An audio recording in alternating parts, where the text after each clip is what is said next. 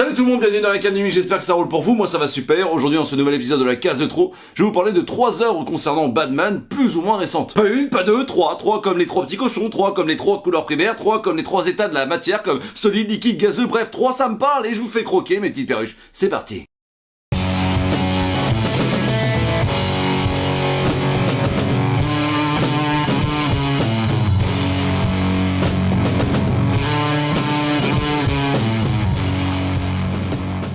Je ne sais pas si pour vous c'est la même chose, mais moi dans ma vie de lecteur, il y a des moments où je craque complètement sur un personnage. Et là en ce moment, c'est le bon vieux Batou. Alors quand c'est comme ça, je lis absolument tout ce qui me passe sous la main, du nouveau comme de l'ancien, jusqu'à ce que je sature et que j'y revienne plus tard.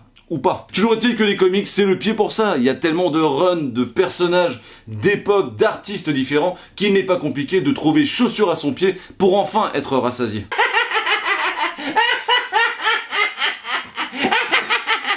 Il est mort de faim, les miss. J'adore ça, c'est parti. Et je commence avec Batman Beyond the White Knight de Sean Murphy, sorti en France chez Urban Comics le 5 mai 2023. Il coûte 24€. C'est donc la suite du Murphyverse, qui est un univers un peu à part, un peu parallèle de ce qui se passe chez DC, que Sean Murphy avait mis en place. J'avais totalement adoré cet univers, si bien que j'avais, souvenez-vous, il y a plus de 2 ans maintenant, commencé ma chaîne YouTube en chroniquant le premier épisode de la case de trop, c'était Batman The White Knight, et puis j'avais fait le numéro 2, The Curse of the White Knight, donc mes 2 premières vidéos c'était sur Sean Murphy, et force est de constater qu'en regardant ces vidéos-là, alors n'y allez pas, c'est un peu gênant, j'étais pas du tout à l'aise, mais c'est vrai que j'étais quand même beaucoup plus beau, beaucoup plus fort, beaucoup plus pétillant, beaucoup plus, intéressant, et force est de constater que là, clairement j'ai morflé, voilà, la vie m'a buriné, on va pas se mentir, donc abonne-toi si tu veux me soutenir, si tu veux. Si je n'avais qu'une phrase pour vous expliquer ce que j'ai pensé de ce 4e opus, ce serait assez simple. C'est juste que j'ai trouvé ça très très bon, mais que pour moi c'est pas mon préféré de la série. Voilà. Alors ce que je vais vous dire, c'est pas du spoil parce que c'est dans la 4e de couverture, mais en gros, ça se passe 10 ans plus tard, les événements d'avant.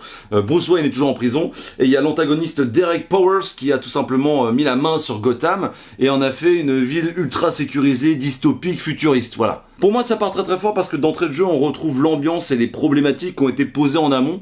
Donc du coup, on sait où on est, et ça c'est assez satisfaisant. Mais avec cette idée d'oppression et de sursécurité omniprésente. D'ailleurs, cette histoire m'a énormément fait penser à Blade Runner, évidemment, et encore plus à Batman à naissant de Paul Pope, dont j'avais fait une critique il y a pas si longtemps que ça. Je sais qu'il est disponible chez Urban Comics. Allez lire cette œuvre parce que vraiment c'est un petit chef-d'œuvre. Donc si je compare un petit chef-d'œuvre à cette histoire, c'est que déjà ça part bien, mon pote. Donc les 4 premiers chapitres avancent bien, c'est dynamique, c'est nerveux.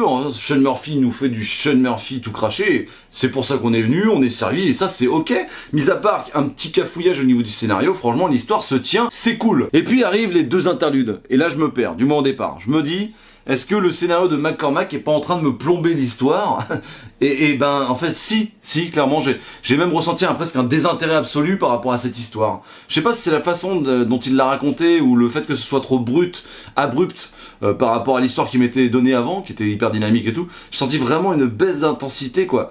Et je me suis demandé, est-ce que vraiment on avait besoin de mettre ces 2 interludes là en plein milieu, voilà. C'est un peu comme Lars Ulrich dans Metallica. Putain mais c'est sorti tout seul ça, j'ai tellement une haine envers ce mec. Je trouve vraiment que c'est l'élément perturbateur de ce groupe, tu vois. Mais bref, chacun son avis, mais c'est peut-être un peu dur pour le comics du coup, tu vois. Et je suis désolé d'en rajouter une couche, mais le dessin super numérique là de Simone Di Meo, alors je suis pas objectif parce que je suis pas un grand fan de son dessin. J'ai rien contre le personnage, si vous l'aimez tant mieux, et je suis sûr qu'il y a des trucs magnifiques qu'il a fait, mais là, vraiment, passer après Sean Murphy, je suis désolé, mais mec, je suis désolé, le mot est dégueulasse, mais c'est fade, voilà, c'est fade, voilà. Qui a eu l'idée de faire ça? Qui s'est dit, tiens, si on mettait un mec qui avait rien à voir drastiquement dans le style de dessin et dans la colorisation et compagnie, pourquoi vous faites ça en fait? Je ne comprendrai jamais, voilà. Un tel grand écart artistique, les mecs, c'est...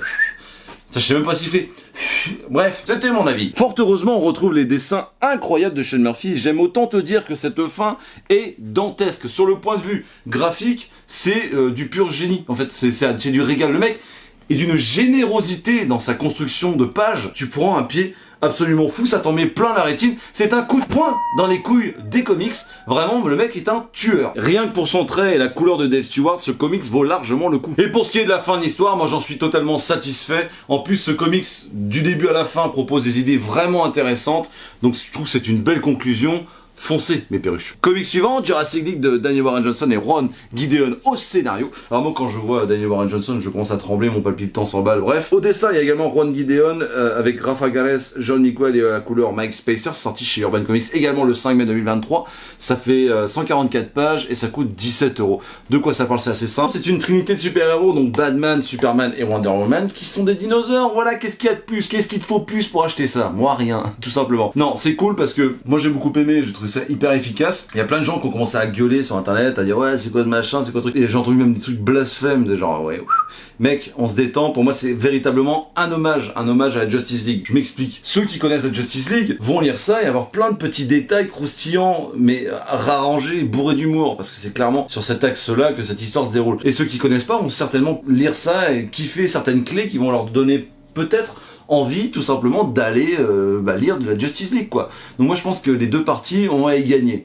Je trouve que ce genre d'œuvre là, ça fait du bien, c'est une bouffée d'air frais, on n'est pas obligé de toujours se prendre au sérieux. Et clairement, c'est pas une œuvre qui est faite pour ça. 140 pages, c'est assez court. Et du coup, ça va très vite. Évidemment, l'histoire est assez simple et basique, on la connaît. C'est différents protagonistes qui vont se réunir et former une ligue, une équipe, pour combattre un mal plus grand et suprême. C'est assez bien foutu parce que Batman donc est un T-Rex qui s'appelle Badzor, se lie d'amitié avec un petit humain. Il y a une espèce d'amour vache un petit peu comme ça qui est hyper touchant. Il y a les visions de la Triceratops, donc Wonder Woman, voir est-ce que c'est ce peuple-là que j'ai en vision et compagnie. Superman qui arrive lui, qui se fait élever par les humains, pareil, hein, ça change pas. Et du coup c'est un dinosaure qui se fait élever par des humains qui sont tout petits, donc les humains l'aiment, il aime profondément les humains, il se sent même plus humain que dinosaure, tu vois. Et ces trois-là vont voir qu'ensemble ils vont plus loin, ils sont plus forts. Donc il y a de belles valeurs, c'est bien écrit, c'est dynamique, ça va très vite, il y a un début, un milieu, une fin, enfin une fin, on sait pas. Bref, c'est assez intéressant, mais en tout cas ça m'a fait mon après-midi. J'ai lu ça en 1 heure et demie, même pas. C'était vraiment un petit encas, c'était savoureux quoi, tu vois. La traduction est faite par le Comedy Comics, donc Cédric Callas. Il a dû se marrer, vraiment. Alors je sais pas comment est la version anglaise, mais si tu passes par la Comi, explique-moi. Vraiment, il a sorti des trucs genre la périphérie de Grognetam City. Je vois bien en plus rigoler au moment de traduire ou de proposer ça à l'éditeur Urban Comics. Je pense que vraiment, ouais, c'est du beau boulot quoi. Il y a vraiment ce truc de tout est tourné à la rigolade, tout est détourné justement pour faire rigoler les fans de la première heure et pour faire rigoler ceux qui connaissent pas, parce que mine de rien c'est marrant tout ce champ lexical autour du préhistorique quoi. Mon petit problème avec le Daniel Warren Johnson, je trouve qu'il y a l'histoire, avant de passer au dessin, elle est pas assez Daniel Warren Johnson. Tu vois, pour moi, c'est vraiment une histoire qui est codifiée et il s'est contenté de suivre ces codes-là pour pas peut-être froisser les puristes, peut-être. En tout cas, j'ai le sentiment qu'il n'y a pas assez de Daniel Warren Johnson dans cette œuvre de Daniel Warren Johnson et Ron Gideon. C'est mon avis. Pour ce qui est du dessin, j'aurais évidemment préféré que ce soit du Daniel Warren Johnson, mais Ron Gideon fait quand même bien le taf. On va pas se mentir, il a une façon de dessiner ces personnages-là qui sont vraiment stylé, genre le Jokerzard, tu sens qu'il est hyper vicieux. Il y a quelque chose qui marche grandement sur ce Jokerzard là, qui est important dans l'histoire du coup au final. Le Badzor, donc le Batman, il est, alors je sais pas si on peut encore utiliser ce mot, mais badass de ouf.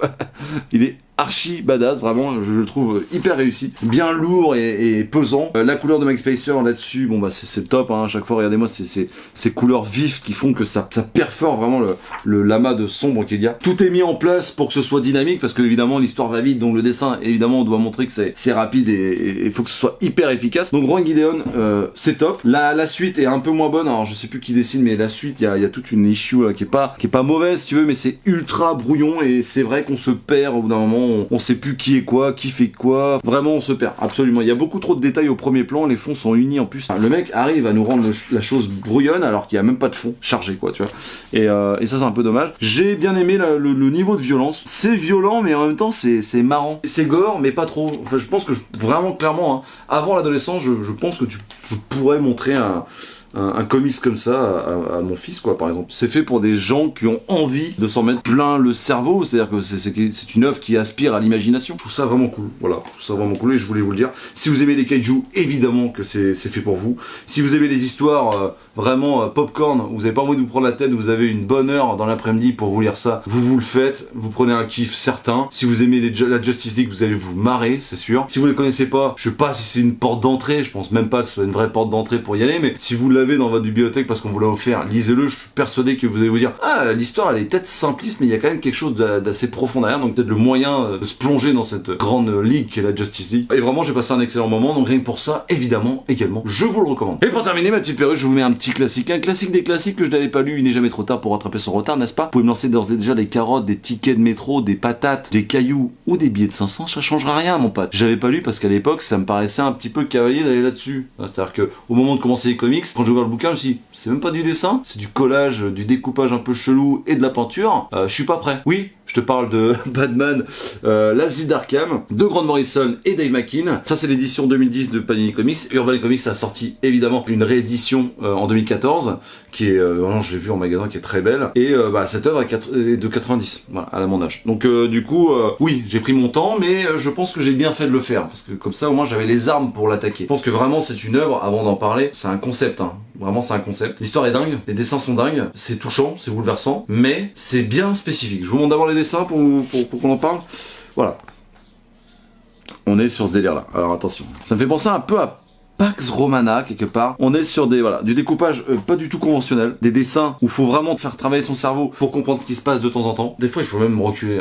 Plusieurs fois, j'étais rentré en mode ouais. Bref, ça parle de quoi? C'est simple. Gordon appelle Batman, il lui dit, il y a une mutinerie dans l'asile d'Arkham. Il te demande, en fait, il faut que tu ailles là-bas. Batman dit ok, pas de problème, j'y vais. Il arrive, voit le Joker, il discute, et au final, c'est tout. Il va se balader dans Arkham, dans l'asile d'Arkham, quoi. Alors évidemment, il y a tu te dis, mais ça me fait penser à quelque chose. Évidemment que ça te fait penser aux jeux vidéo, mon pote. Oui, ces petits chefs-d'œuvre. Moi, j'adore la série d'Arkham. Que ce soit Arkham Knight, le dernier, que j'ai beaucoup aimé, City, ou alors Return to Arkham. J'ai vraiment passé un excellent moment à jouer à ces jeux. J'ai vraiment l'impression d'être retourné dans le jeu vidéo de temps en temps, tu vois. Donc voilà, cette histoire, il va arpenter Arkham, l'asile d'Arkham, et puis du coup il va découvrir plein d'antagonistes, de personnes qui vont lui vouloir du mal, et c'est une espèce de quête personnelle, de comprendre qui il est. Est-ce que lui aussi, sa place c'est pas l'asile d'Arkham? Il est quand même déguisé en chauve-souris, mec. Il va quand même dans les rues en chauve-souris déguisé, tu vois. C'est un adulte, tu vois ce que je veux dire? Donc il y a tout ce ressort scénaristique qui est cool, et puis on va voir pourquoi cet asile a été créé,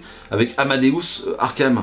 Donc un personnage que moi qui est mythique, mystique pour moi, quoi. Vraiment, je trouve vraiment ça hyper intéressant. C'est sombre. Putain, nom de Dieu, c'est sombre. C'est tellement sombre. Donc c'est une histoire qui est bouleversante, qui va évidemment aller dans le tréfonds du cerveau des personnes qui sont malades, qui va nous questionner, nous, sur notre propre personne, qui va mettre Batman face à ses responsabilités, qui va questionner la folie, la question de la folie, à partir de quand on te considère comme fou, à partir de quand tu dois te faire soigner. Et puis, bon, même si je trouve que ça switch un peu vite entre Amadeus et l'histoire de Batman et tout, je trouve que Grant Morrison, il a fait du Grant Morrison. Je l'aime quand il est comme ça, Grant Morrison. C'est-à-dire que, pour le coup, il a réussi à se canaliser, un peu comme New 3, quoi. Il s'est canalisé, il a fait quelque chose d'assez concis, et le dessin a permis de rendre le truc vraiment beaucoup plus complexe, et je trouvais ça génial. Pour ce qui est du dessin, donc de la peinture et du découpage et compagnie, waouh, c'est une prouesse technique de dingue, mais de dingue, hein. Vraiment, je te dis, des fois, regardez-moi ça.